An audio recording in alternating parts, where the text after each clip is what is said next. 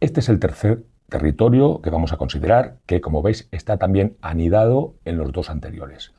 En tiempos de Abraham esta región se llamaba Canaán y el propio Abraham construyó aquí los primeros altares hebreos dedicados a Elohim.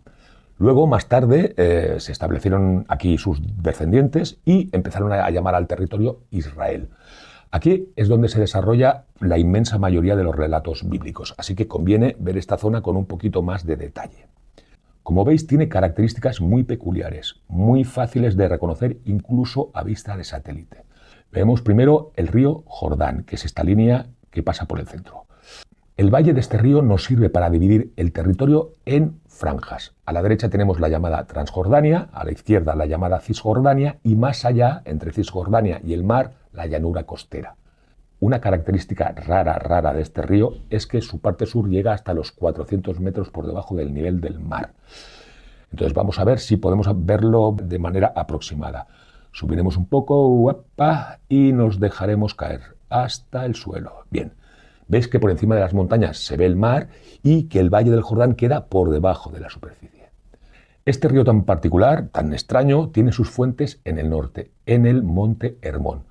El Hermón no es una montaña extremadamente alta, tiene 2.800 metros, pero destaca mucho en esta región. Para encontrar una montaña más alta tendríamos que desplazarnos 1.200 kilómetros al este, hasta el monte Damavand, que está en Irán.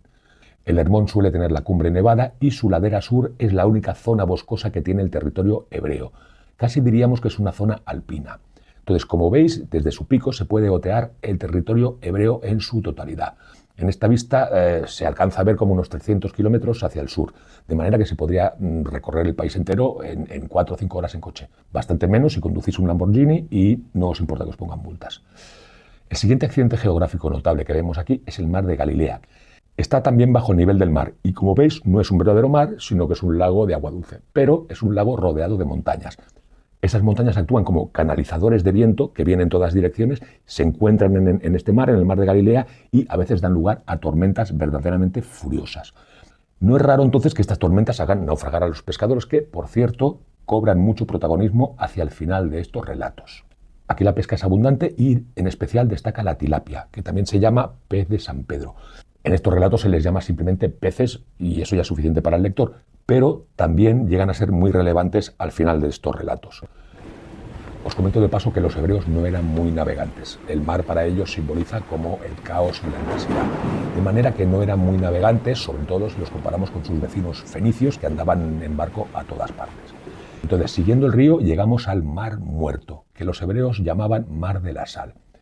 En realidad, esto tampoco es un mar, sino que es una especie de encharcamiento por la acumulación del agua que viene del río y que no tiene a dónde ir. Por eso y por otras razones, este es un lugar muy singular.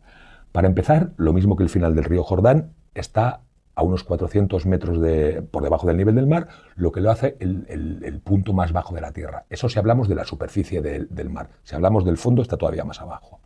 Su salinidad es como 10 veces más alta que la del océano, con lo cual una persona que se eche de espaldas sobre el agua flota sin necesidad de nadar. Eso es por la constante evaporación del agua que va dejando atrás el residuo sólido y que continúa todavía hoy, naturalmente, y seguirá hasta que probablemente algún día el agua termine por secarse del todo y quede solo la sal. Entonces se llama Mar Muerto por una buena razón, y es que aparentemente ningún animal puede vivir en él. En realidad viven algunas bacterias y larvas de insectos, pero está justificado llamarle el Mar Muerto. Si uno echa aquí un arenque, sale en conserva, así que no vive nada ahí dentro. Bien, entonces seguimos hacia abajo. En el extremo sur del territorio tenemos el desierto del Negev. El desierto del Negev no es un punto, como os he marcado aquí, sino una zona muy vasta que se adentra, digamos, en el desierto, hacia el sur del territorio, y constituye el límite con Egipto. Y ya veis aquí que aparece, digamos, el delta del Nilo ya asoma por aquí por la izquierda. Bien, nos queda ver dónde está la capital. Ahí la tenemos, justo sobre el monte Sión, que como os había mencionado antes, cuando hablábamos del plural de intensidad, es un lugar muy especial para los hebreos, y veremos por qué cuando estudiemos el Génesis.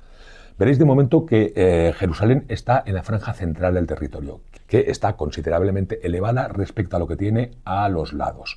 Eso resulta naturalmente muy conveniente para defenderse de los enemigos. Aquí veis la situación de Jerusalén desde la costa y si nos acercamos veremos también que la orografía es muy abrupta. Eso es así desde la costa, pero también desde el lado del Valle del Jordán. Si veis, vemos que también está elevada. Así que podríamos decir que Jerusalén resulta de acceso muy difícil, lo cual es muy conveniente para los hebreos. Bien, aprovechando que ya estamos en el satélite, os diré, para que os vayáis metiendo en la mentalidad de los hebreos, que en realidad ni ellos ni la mayoría de los pueblos antiguos solían mirar el mundo como nosotros. ¿Qué quiero decir con eso? Bien, nosotros solemos mirar los mapas orientándolos de norte a sur, porque esa es la dirección del eje de rotación de la Tierra. Pero esa es una manera intelectualizada y yo diría que un tanto tonta de ver el mundo. La mayoría de los pueblos antiguos le daban prioridad a la dirección este-oeste, lo que resulta mucho más conveniente para la gente normal porque es la dirección que sigue el Sol desde que sale hasta que se pone. Notaréis que el planeta visto así se ve raro, pero yo sospecho que si lo miráramos así siempre, las cosas nos irían mejor. Digamos que así es como se imaginaba su país, un hebreo, cuando estaba sentado en su casa y de pronto le decían que llegaban los asirios. Visto así, vemos que a la izquierda, lejos, tenemos el creciente fértil y siguiendo ese camino es como llegaban a Israel los invasores. Pero cuidado, porque por la derecha también podían llegar los egipcios o los griegos, de modo que solo al frente y a la derecha estaban protegidos por el desierto. Pero los hebreos tenían también vecinos cercanos con los que en general no se llevaban muy bien. Vamos a verlos. Os los dibujo como globos sin límite preciso porque los límites podían cambiar cada 5 minutos y además estamos hablando de un periodo de 2000 años de historia. Los vecinos más problemáticos son los edomitas, los moabitas, los amonitas y los filisteos. Sobre todo estos últimos con los que tienen trifulcas a todas horas. Con los arameos la relación es cambiante. A veces se llevan bien y a veces se llevan mal. Y con los fenicios se llevan en general bien, pero probablemente porque los fenicios estaban siempre en barco por ahí y no estaban nunca en casa. Y ya que estamos en Fenicia, ya que la mencionamos, os voy a señalar la ciudad de Biblos, que no está muy lejos de Jerusalén. Biblos fue la gran exportadora de papiro egipcio. Por eso, a partir de su nombre, surgió la palabra griega biblos para referirse a un libro. Y después los romanos tomaron también esa palabra y por todo eso la Biblia se llama Biblia. Bien, últimos apuntes sobre el territorio de Canaán. Los hebreos eran sobre todo un pueblo al principio de pastores y ganaderos.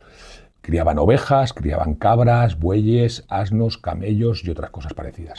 Entonces con el tiempo se fueron volviendo más agricultores y empezaron a cultivar sobre todo el olivo, la higuera, la palmera datilera, el granado, el trigo, la cebada y otros cereales.